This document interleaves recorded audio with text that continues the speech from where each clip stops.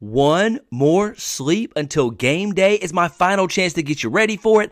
I'm going to tell you things you can learn from what you see on the field on Monday night when the Clemson Tigers take on the Duke Blue Devils. Plus, I'll talk ACC expansion, Week 1 thoughts, and more here on Sunday Reset.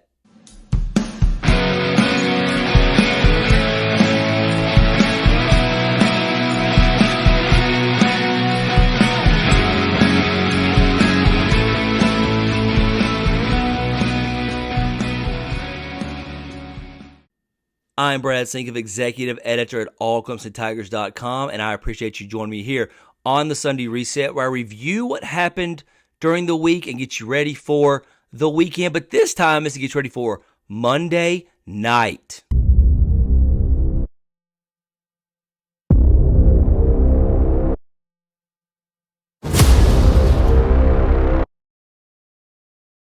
Before I tell you what you can find out about this Tiger team on the field on Monday, I need you to do me a favor. Hit the subscribe button, hit the like button. Really appreciate you helping us grow here at All Clemson, and we want to continue to bring you the great content each and every week. So Week 1 is difficult. You don't know a whole lot. If you're a coach or a player, you haven't had exhibition games. You haven't had a chance to really work out all the kinks. It's only 2 scrimmages. That's just not enough to get you ready. So you have more unknowns than you do knowns in Week 1. And I think we saw that for the most part through college football this week. Obviously, Clemson wants to win the game first and foremost. But I think there's other things you can find out about this team. And we want to put all those into the stretch of a 12-game season. Well, you can't do that just on one game sample size. But there are questions I have about this team that will be answered right away. Number one, it's one that I get all the time from Clemson fans, is the middle of the field finally going to be utilized again. It feels like it's been forever since Clemson showcased that.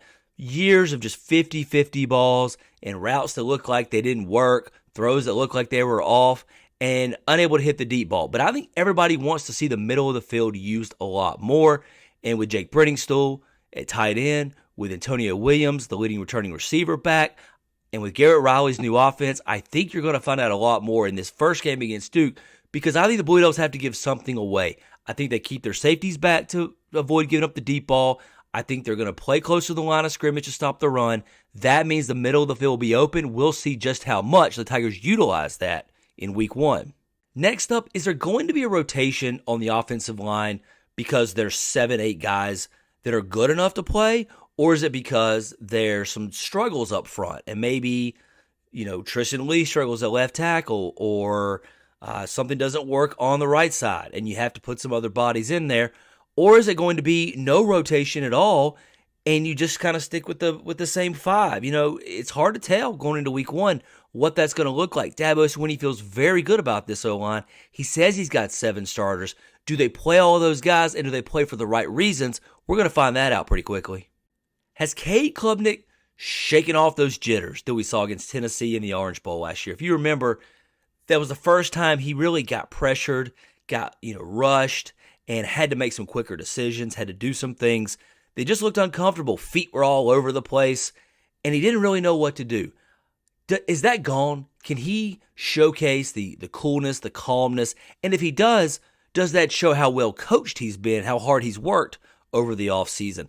And I want to see that. I want to see a well-coached Cade Klubnik. We're going to find that out in Week 1. We're going to find out if he can bring that to this offense and just have the command that's needed to run it under Garrett Riley. Is the defensive backfield really improved? Now, this has been a topic that I feel like we've talked about a lot over the offseason. It's a group that had its ups and downs last year. It ended not as great against Tennessee, but they were really good against North Carolina. Nate Wiggins came on strong at the end of the year. They feel much better about that group. The depth, the experience, the health, that might be number one. Do they put it out on the field Monday night? I think we're going to know, because Duke does not have these big, tall, lengthy, long receivers. They've got guys who are shorter, quicker, operate in space. And so you're going to be challenged to tackle, and you're going to be challenged to read your assignment and understand what your guy's doing. So we're going to find out just how improved this unit is on Monday night. Is Robert Gunn ready to fill the shoes of BT Potter? This is one I think you're going to know right out of the gate. You're not going to need a 12-game sample size to understand this one. BT Potter is one of the best kickers Clemson's ever had in the record books. forever. And then here comes Robert Gunn to replace him. We don't know how good he is. We don't know if he can be consistent, if he has a strong leg. We're going to all be watching to find that out on Monday night. And really, I think you'll find that out quickly. I think Robert Gunn will be under the gun, and a lot of pressure will be put on him on the road in an ACC game. We heard a lot of things over the course of this game week as Clemson made players and coaches available to the media. And one of the things that stood out to me is Dabo Swinney has had offensive and defensive coordinators for years where some are in the booth during games, some are on the sideline. It just sort of is up to what they want to do. So he asked Garrett Riley, what do you want to do? Riley said, I want to be on the field with the guys. And I think that's going to be a very welcome change for Will Shipley in this Clemson offense. I think we've seen it throughout the spring and just the whole offseason. Having him down there readily available to answer questions, offer advice, kind of talk about the upcoming drive. I know with Coach Streeter being up in the box, it was just tough communication-wise because there's only one headset to be able to talk with him, and usually it was the quarterback on that. So, just having him down there readily available for all the players, not only the running back room, but in terms of O-line, quarterback, wide receivers. Any questions, he's the expert, right? He's the guy you go to for the answers in his offense, and to have him on the sideline with us just gives us a newfound confidence that I think we're really going to take advantage of. Is going to pay its dividends. Does that make a difference right out of the gate? I think that's one of the things we're going to be able to try to learn and understand here in Week 1. Before I break down and talk about some Week 1 thoughts for some other games and Clemson opponents, I want to remind you there will not be a Monday Live with Jason Priester tomorrow because Jason Priester will be in Durham covering the game. So make sure you go to allclemsontigers.com. We'll have full coverage for you, personnel reports, things that happen throughout the game. We'll have a live thread running where you can get involved. It's allclemsontigers.com. Which teams on Clemson's schedule in 2023 looked really good, maybe concerns you a little bit, and which teams looked really bad? Leave a comment, let us know below. I've already got a feeling who I think the really bad team is going to be. Ooh, South Carolina Gamecocks. My goodness, what was that? 31-17 was the final. They, took some heavyweight shots, I think, in the first half and tried to hang in there. Probably lucky to still be in the game. And then in the second half, they come out, they get an onside kick. They maybe have some momentum. They want a beamer ball play. And then they turn the ball over on downs on a drop pass. And from there on out, it just never felt like they had any control or command or momentum the rest of the game. Drake May from North Carolina tried to keep the Gamecocks in it by throwing 2 interceptions, one of those into double coverage that went off a receiver's hands. And South Carolina had some opportunities. They couldn't convert. They had a couple of fourth downs, getting close to the red zone and just not able to push the ball into the end zone to make a game of it. But I think what stood out to everybody was the struggles of the offensive line. I mean, I thought it was going to be bad. I looked at the roster, figured out who was going to be playing, where some of the guys came from the transfer portal. They lost their left tackle back in the spring, so you knew it was going to be bad. How did you know it was going to be quite that bad? I mean, North Carolina's defense created 9 sacks in this game. They had 17 all of last season. I haven't seen North Carolina look like that since Lawrence Taylor was there. So that's not supposed to happen. That is not a North Carolina team that is usually that disruptive. They stayed in the backfield and all over Spencer Rattler. I know he had a bunch of yards. He had a bunch of passing attempts. They didn't have Juice Wells. He played a decoy role before going to the bench. This is just not a recipe for success for South Carolina. And on the defensive side, but if you look at it, those are their 4 guys up front, their main 4 guys. And their defensive tackles and their pass rushers combined for 1 assisted tackle each. I don't know how much we learned about North Carolina. We'll see. South Carolina's defense was really bad. That offensive line was really bad. I thought Drake May had his moments and played really well. I want to see them commit maybe to the run a little bit, but there's going to need to be some more data assembled before I really know who the Tar Heels are. They do come to Death Valley in November. Some other quick thoughts. Miami, the Hurricanes beat Miami of Ohio in an easy route. They didn't have to do any really heavy lifting. That's a good sign for Mario Cristobal as he's trying to do whatever better than they had last year.